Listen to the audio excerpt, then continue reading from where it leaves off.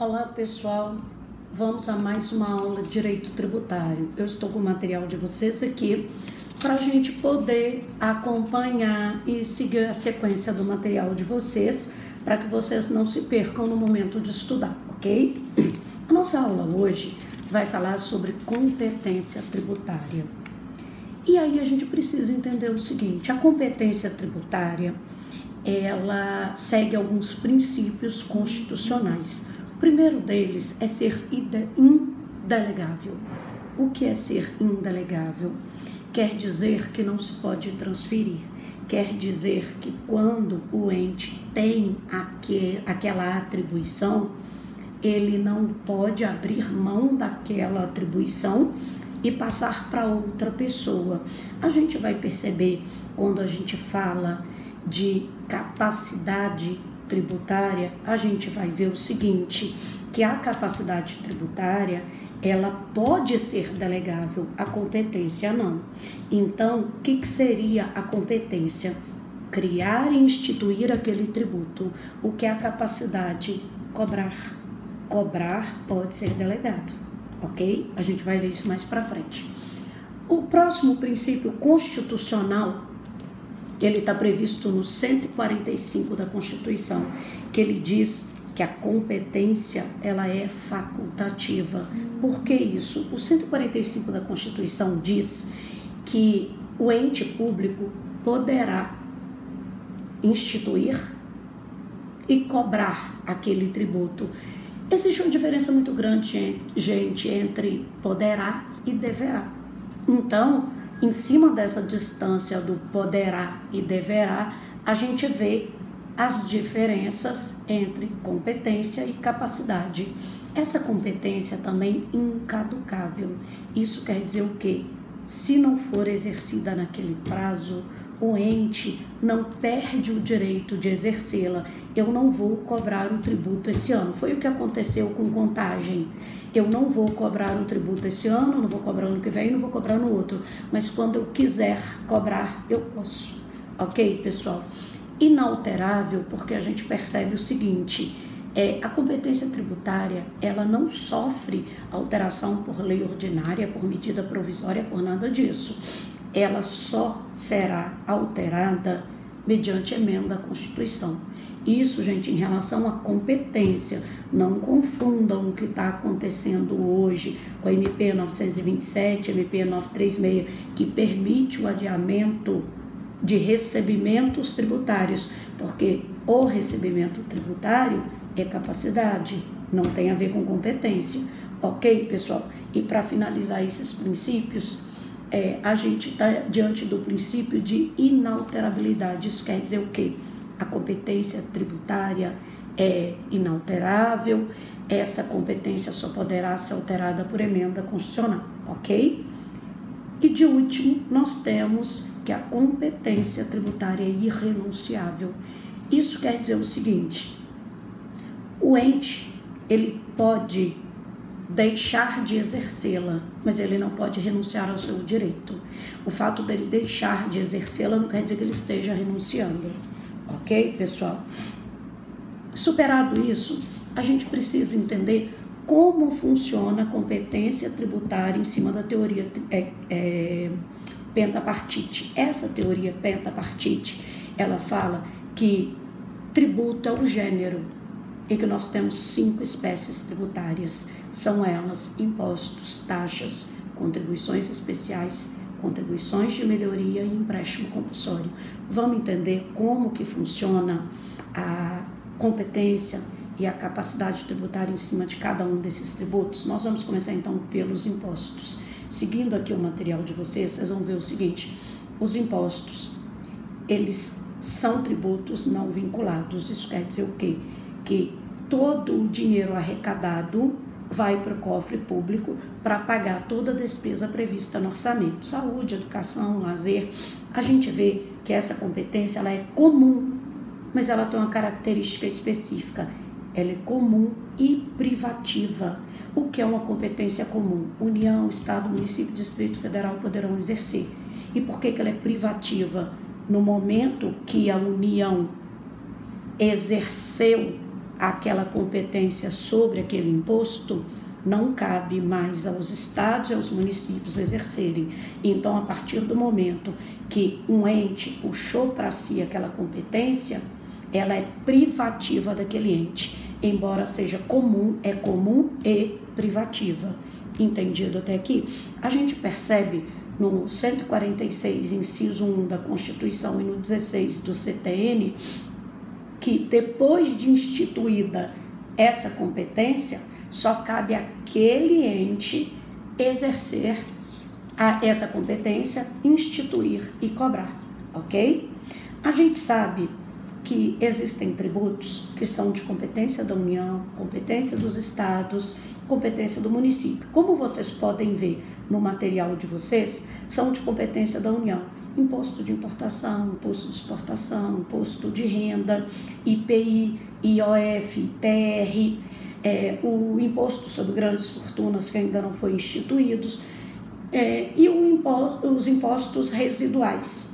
A gente percebe, quando a gente fala de competência, a criação e a instituição desse tributo é competência da União. Mas a União, ela pode delegar a arrecadação e a fiscalização, passando para a competência, para a capacidade de outro ente receber. Ok, pessoal? A gente percebe que os estados, com base no artigo 155 da Constituição Federal, ele tem competência sobre alguns tributos, ICMS, ITCMD. Os municípios, pelo 156 da Constituição, já têm outras competências, como o ISS, o ITBI, o próprio IPTU. E aí, pessoal, a gente vai perceber o seguinte: os impostos, mesmo no momento lá em que a União definiu, esses são da minha competência, Estado e município não dá mais palpite. Então, é competência comum? Todos podem exercer? Podem. Mas a partir do momento que aquele ente assumiu para si, passa a ser privativa daquele ente. Então, característica do imposto é ser um tributo de competência comum e privativa do ente que tomou para si. Entendido até aqui, pessoal? Nós vamos para a segunda modalidade, que é a taxa. A taxa está prevista no 77 e 80 do CTN e no 145.2 da Constituição Federal. Competência comum. A gente lembra que o fato gerador é o exercício regular do poder de polícia e o serviço público prestado ou colocado à disposição. Lembrando que esse serviço público, ele precisa ser específico e divisível. Específico facilita a fiscalização. Divisível identifica para quem esse serviço foi prestado. Vale lembrar que a súmula vinculante 41 do STF entendeu que a taxa de iluminação pública, ela é específica, mas não é divisível. E aí disse que essa taxa de iluminação pública é inconstitucional. Tirou ela da taxa e levou lá para a contribuição especial. Então, hoje, não existe mais taxa de iluminação pública. A taxa de iluminação pública que a gente conhecia se tornou hoje uma contribuição sobre iluminação pública. Entendido? Porque é o seguinte, taxa precisa ser específico e divisível. É específico? Mas não é divisível. Quando a gente chega nessa situação, o tribunal entra, e nesse caso o tribunal entrou. A coleta de lixo permanece, mas a taxa de iluminação pública deixou de ser taxa. Ok, pessoal? A súmula 41 do STF decretou a inconstitucionalidade da taxa de iluminação pública como taxa. E aí a gente percebe, taxa tem competência comum. Entendido até aqui? A gente precisa entender a diferença entre tarifa e taxa. Tarifa é um preço público permitido às concessionárias ou às permissionárias de serviço público que prestam serviços. E a gente percebe que a súmula 541 do tribunal deixa muito claro que o serviço público prestado ou posto à disposição, ele não pode ser tarifado, ele deverá ser taxado. Sendo taxado, ele é competência comum e ele é de natureza tributária. A tarifa não tem natureza tributária. Entendido até aqui, pessoal? Outra coisa que a gente precisa entender é relacionada à contribuição de melhoria, previsto no 145.3 da Constituição Federal, 81 e 82 do CTN. A gente precisa entender o seguinte, só lembrando que a competência é comum, tá? Então, qualquer ente da federação poderá fazer e, dependendo da situação, você pode ter uma obra que vai valorizar o seu imóvel, pode ter uma de competência do Estado, uma de competência do município e uma de competência da União, desde que sejam obras diferentes, obras diversas, pode.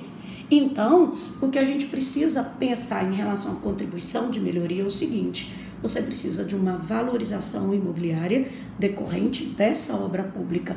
E a gente vai perceber o seguinte, o poder público pode repassar ao beneficiário desse tributo esse preço da obra. E como que isso funciona? Poderá ser no limite individual ou poderá ser no limite global. A gente vai perceber que a base de cálculo é o valor do imóvel antes da obra e o valor do imóvel depois da obra. Então, a contribuição de melhoria é calculada pela diferença do antes e do depois da obra. Ok, pessoal? A gente vai perceber o seguinte, é um tributo que ele somente será cobrado ao final. Ele não vai ser cobrado durante a obra, mas esse valor pago, igual a taxa é paga pelo serviço prestado, paga uma única vez, ou cada vez que você precisar daquele serviço público prestado ou posto à sua disposição, você pagará por ele. Agora, no caso da contribuição de melhoria, é um pagamento único em decorrência da valorização imobiliária. Ok, pessoal, até aqui? Competência comum. Poderá ter mais de uma obra? Poderá, não tem o menor problema, ok? Agora a gente vai para o próximo, empréstimo compulsório. Esse, gente, cuidado com ele, o 148 da Constituição deixa extremamente claro que a competência é exclusiva. Isso quer dizer o quê? Só a União poderá fazer. E ele tem requisitos específicos, atender despesa extraordinária em caso de guerra externa ou sua iminência. Ele precisa ser necessário e imediato. E as questões de investimento urgente.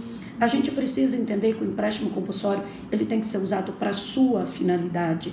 Volto a repetir, competência exclusiva da União.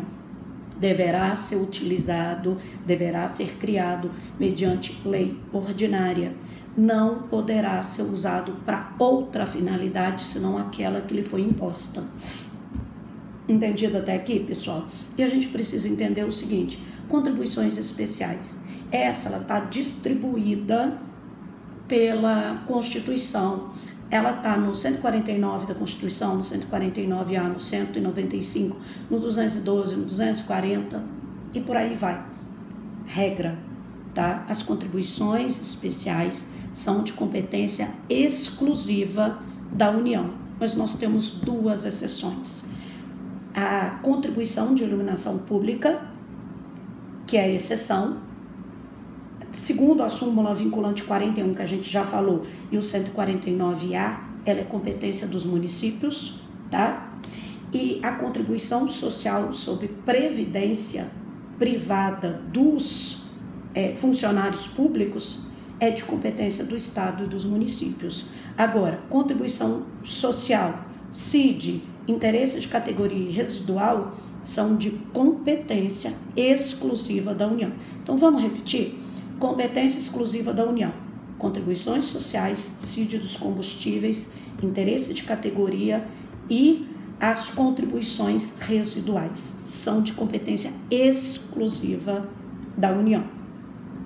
Exceções, a contribuição sobre iluminação pública, prevista no 149A e na súmula vinculante 41, que foi taxa e hoje não é mais, é de competência dos municípios. E a contribuição social sobre a previdência do servidor público cabe ao Estado e ao município. Entendido até aqui? Não depende de lei, não depende de nada. Está escrito aqui que a competência é delas, ok? A Constituição Federal fala isso. Entendido? Então, pessoal, vamos só entender agora cada coisa. A contribuição social, PIS, COFINS, contribuição social sobre lucro líquido, essa é para custear aquele sistema tripartite, saúde, previdência e assistência.